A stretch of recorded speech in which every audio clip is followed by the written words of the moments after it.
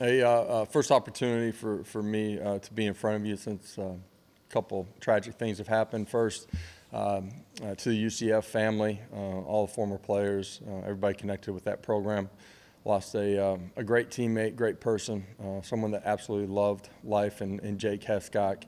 And, you know, my heart goes out to his entire family and all those that know him. And just another young man that's gone way too early. Also, college football lost an iconic figure in Mike Leach, someone that changed the way people thought about the game.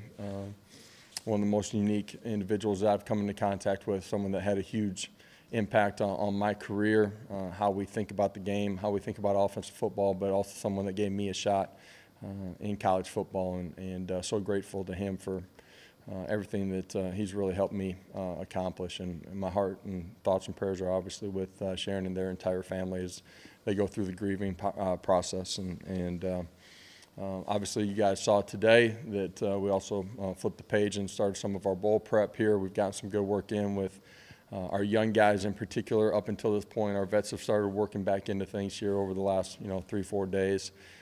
As we get through this weekend, we'll kind of turn the page and head towards Clemson in our preparation. Clemson, obviously a great football team. They been doing it at a really high level for a long time. Defensively, one of the top teams in the country, extremely aggressive in what they do. They got great personnel offensively. New quarterback that played in a dynamic way in their conference championship game. But great skill players out on the perimeter as well, and a huge test, but a great opportunity for our football program here at the end of the month, and excited about that. We have a bunch of mid-year enrollees you guys got a chance to see a little bit of today as well. Excited to have them part of our program, what's going on, get this experience here, practices at home, but also a lot of them will be able to go to the bowl site as well. Excited for them. I'll talk about those guys here when we get to signing day as well. So I'll open it up to some questions for you guys here at this point.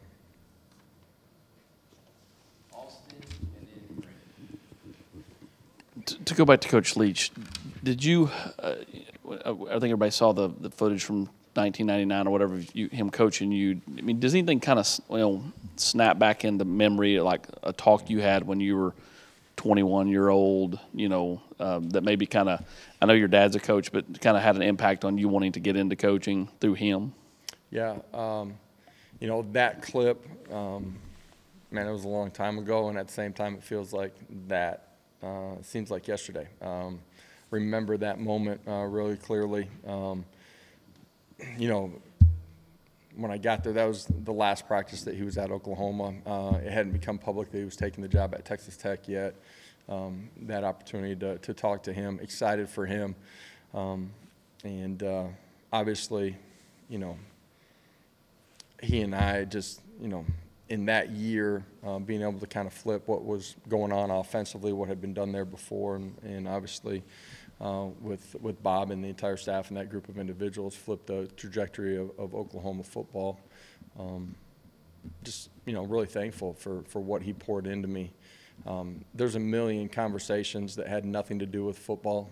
They might have started out with football, but they quickly transitioned into life that you remember with him. I had an opportunity to talk to him maybe 2 weeks left to go in the regular season, late night conversation, and my wife wasn't listening to the entire conversation, but she heard it start with football, go way off the beaten path, and somehow navigate back to football at the very end of it.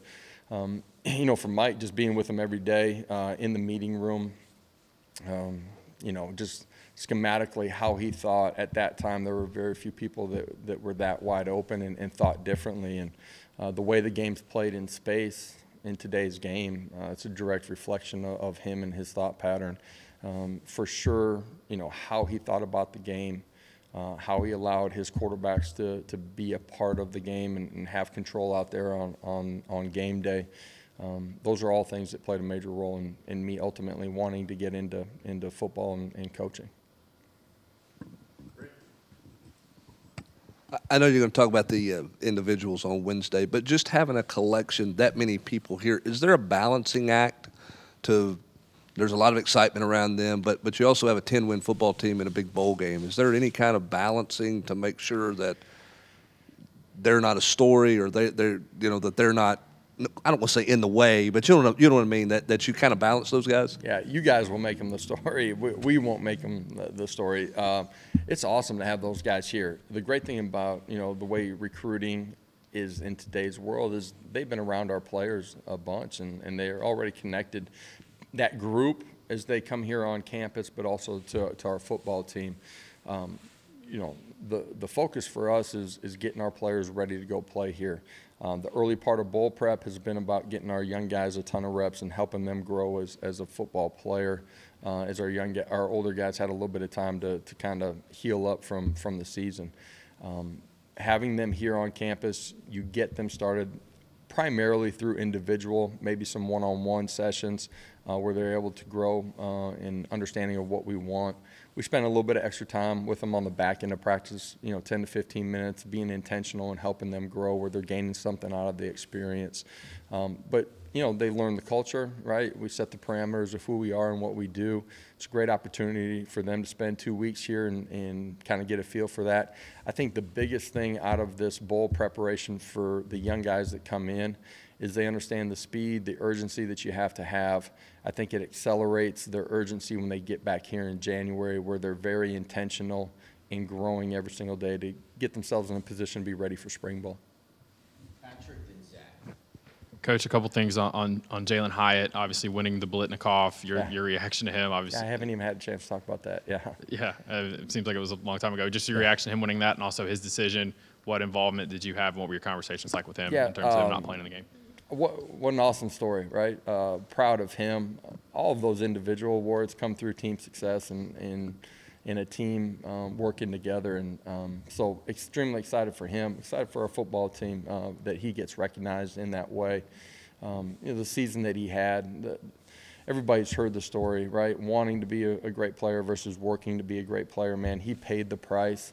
And he reaped the rewards. Really proud of him and what he accomplished all year long. And it's a great story that will live forever inside of this building for our future players and future teams. At the same time, the NFL process for all of our guys, we want guys to have the opportunity to go to that level and to be a high draft pick and maximize their value.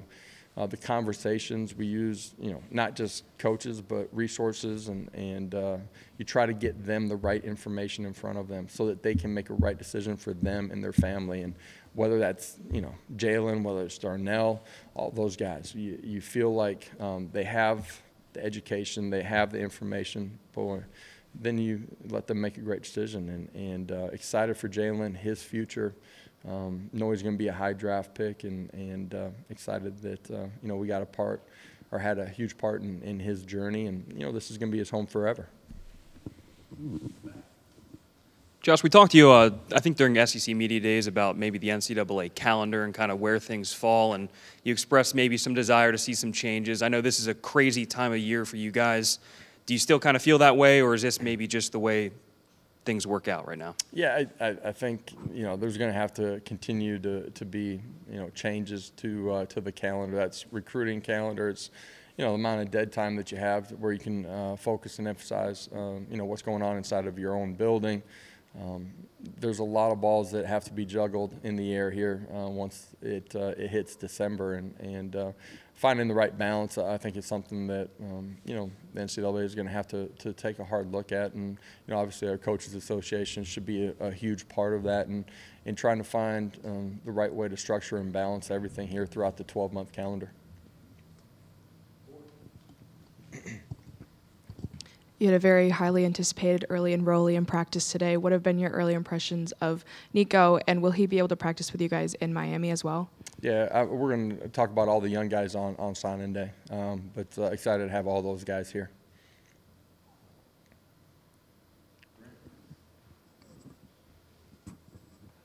You feel pretty good about where you are health-wise now that you've had a few weeks after the season? Is there anything long-term out there? I know Trayvon missed some time. Do you anticipate him being back? Do you feel like you're going to be pretty pretty full speed from a health standpoint? I do feel like, you know, by the time that, you know, we get to the major part of our prep, but certainly by the time we get to Miami, we should be pretty healthy and ready to go compete with everybody. Kind of following up on that, Taven looked like he was doing some stuff out there today. Is he going to be available to play, do you think, Taven, or is he? Yeah, I think still? if we continue down the stretch that we have, you know, he's been back. He's been practicing here the last week. You know, as long as we continue on that, I feel like he'll be available for us when we get to Miami.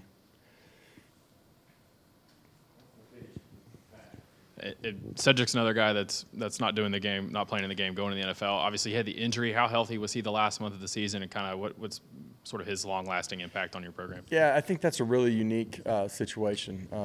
You know, a young guy that obviously played extremely well a year ago, was ready to play extremely well this year too. Just, you know, from week 3 or week 4, whatever it was, obviously had the surgery. Just hasn't been at 100%, and I love that he came back and tried to compete on the back end of the season. I think that shows, you know, his heart for his teammates, for this program, and you know, for him, just as he's getting ready for the draft process, you know, I think it's important that he gets to the point where he's 100%, and you know, for him. This month here has got a chance to help him heal up and be ready for the back end of the NFL process. All right. Thank you. Thanks, guys.